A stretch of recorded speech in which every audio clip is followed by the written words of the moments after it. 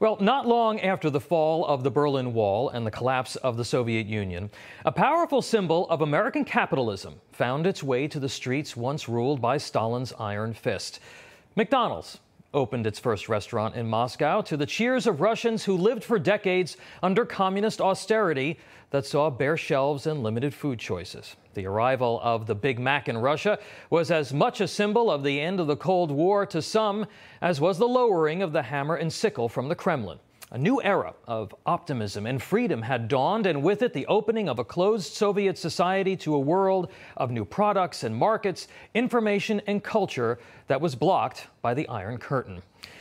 The announcement this week that the fast food giant has sold its locations in Russia will likely send shockwaves through the country, and it might just be a powerful catalyst for the kind of popular uprising that could, among other things, help bring down dictator Vladimir Putin's rule. Now, I know that it sounds a little far-fetched, perhaps, but McDonald's is one of the world's most recognizable brands. The company's 39,000 locations spread across more than 100 countries are a symbol of ingenuity and the bountiful, dynamic nature of open, democratic, and capitalist societies.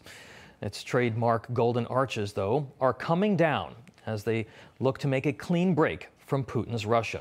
The closing of McDonald's 850 restaurants there will be a daily visual reminder to Russians that their country is taking massive steps backward toward isolation and authoritarianism.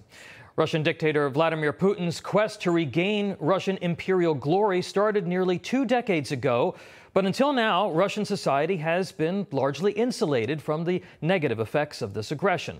The slow creep of Putin's power on basic freedoms perhaps has not gone unnoticed, but with many of the aspects of the more open, prosperous post-Soviet era intact, Russians have kind of gone about business as usual.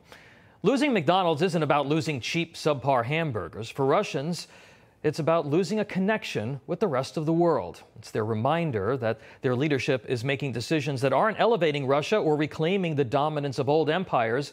Those decisions are turning their nation into a pariah. In addition to the body count coming out of Ukraine, the loss of the Golden Arches is a tangible reminder to Russians that the creep of Putin's power is taking a significant toll. It is changing the character and the landscape of the nation. For 30 years, Russia has enjoyed an exaggerated degree of legitimacy.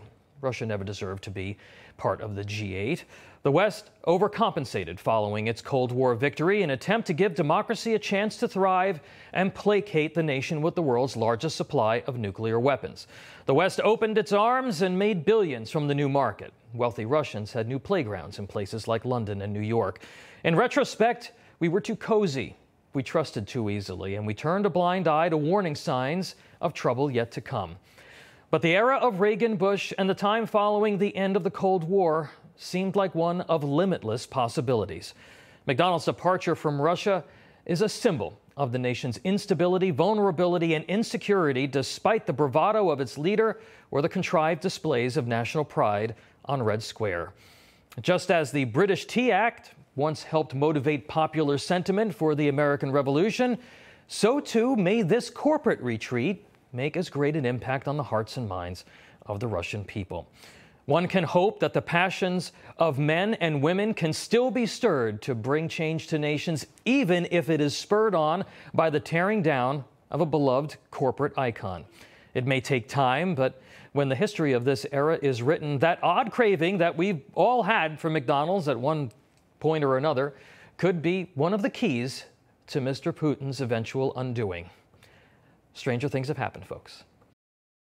Hey, I'm Rob Finnerty. Thanks for watching. If you enjoyed this video, please join the conversation in the comments below. Don't forget to subscribe, too. Hit the bell icon to be alerted to breaking news. And remember, there's a whole lot more on Newsmax TV, America's fastest growing cable news network.